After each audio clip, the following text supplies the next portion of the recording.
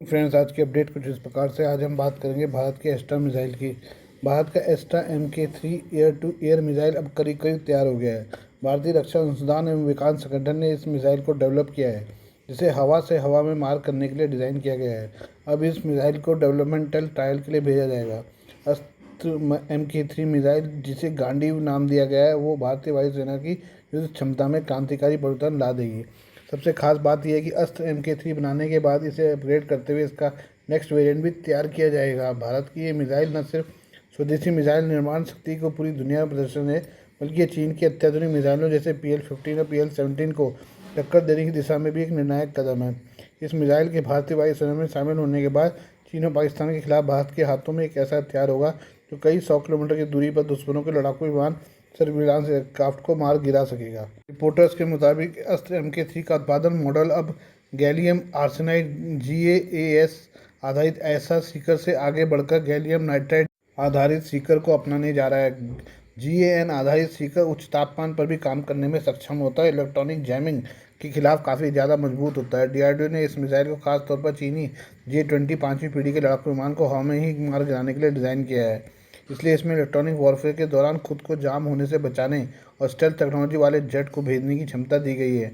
DRDO का दावा है कि यह नई तकनीक अस्त्र MK2 और MK3 दोनों में इस्तेमाल की जाएगी और इससे भारत की हवाई सुरक्षा प्रणाली को एक मजबूत इलेक्ट्रॉनिक प्रतिरोधी ढांचा मिलेगा। MK3 मिसाइल को महाभारत के महापराक्रमी अर्जुन के धनुष गांडीव का नाम दिया गया है।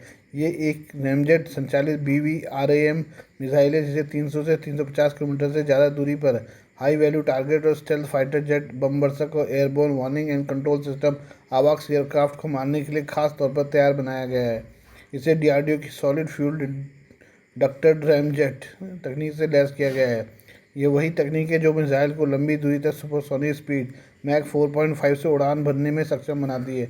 इस मिसाइल की एक और बड़ी खासियत यह है कि ये वायुमंडल से ऑक्सीजन को ईंधन के तौर पर इस्तेमाल करती है, जिससे इसे भारी ऑक्सीडाइजर ले जाने की जरूरत नहीं पड़ती है और हल्का व कुशल बनाता है। इसकी रैमजेट तकनीक इसे एक थ्रॉटलेबल propulsion देती है, जिससे तेजी से बदलते हुए युद्ध की परिस्थितियों में उच्च गतिशीलता वाले लक्ष्यों को भी मारा जा सकता है।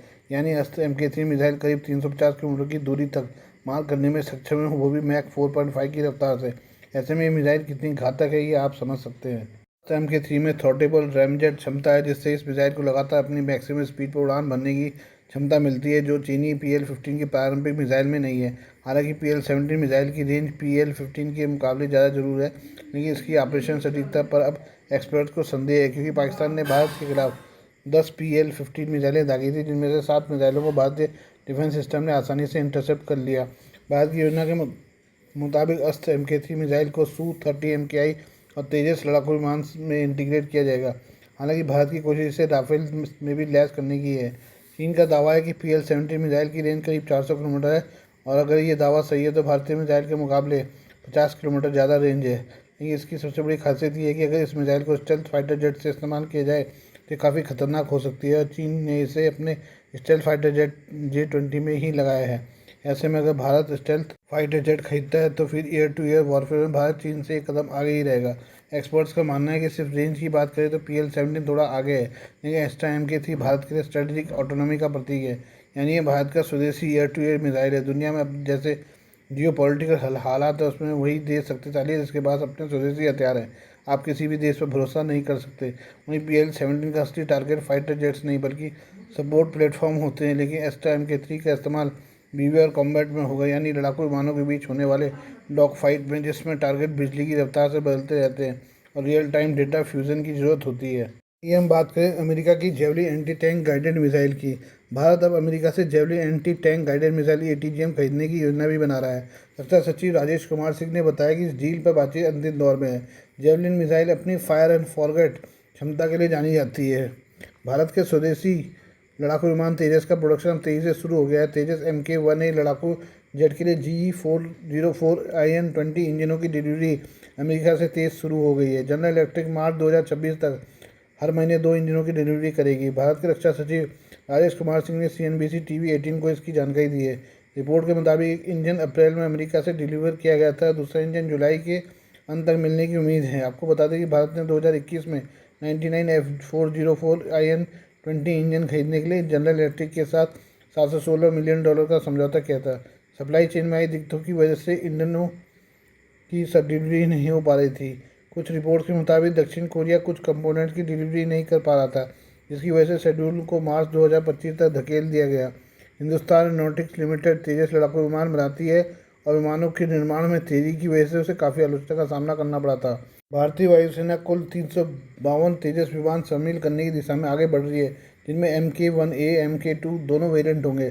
साल 2026 से 27 तक तेजस का वार्षिक उत्पादन 30 यूनिट तक पहुंचने की उम्मीद है। इसके अलावा भारत अब अमेरिका से javelin anti tank guidance missile खरीदने की योजना भी बना रहा है। रक्षा सचिव राजेश कुमार सिंह ने बताया कि इस डील पर बातचीत अंतिम दौर में है। जेवलिन मिसाइल अपनी फायर एंड फोकस क्षमता के लिए जानी जाती है। ये दुश्मन के टैंकों को ऊपर से हमला करती है, जहां उसकी सुरक्षा सबसे कमज़ोर होती है। इसकी रेंज करीब 2.5 किलोमीटर है और यह आधुनिक युद्ध क्षेत्र की जरूरतों को बखूबी पूरा करती है।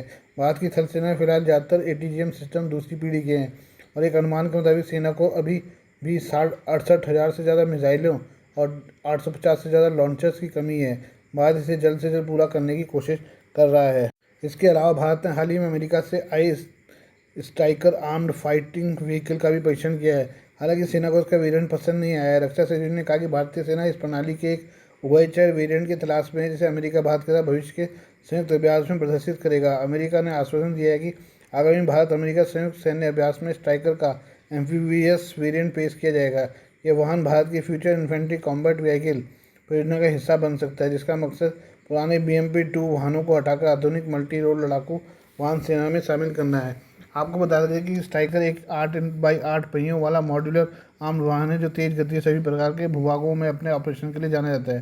ये 30 mm ऑटोमेटिक तोप, मशीन गन और एंटी टैंक मिसाइलों से लैस होता है, जिससे बेहद घातक लड़ाकू प्लेटफॉर्म बन जाता है। इसमें न्यूक्लियर, बायोलॉजिकल, केमिकल सुरक्षा प्रणाली होती है, जो सैनिकों को खतरनाक परिस्थितियों में भी सुरक्षित रखती है।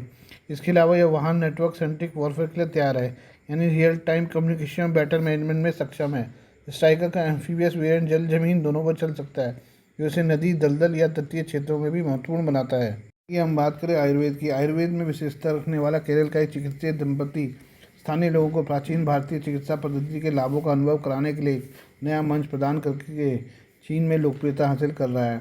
डॉक्टर चागमपल्ली फिजिकलात मोहम्मद शफीक और उनकी पत्नी डॉक्टर डेन 36 अलग अलग सांस्कृतिक और धार्मिक पृष्ठभूमि से आते हैं, लेकिन उन्होंने आयुर्वेद उपचार पद्धति का एक साझा महत्वाकांक्षी मार्ग चुना है।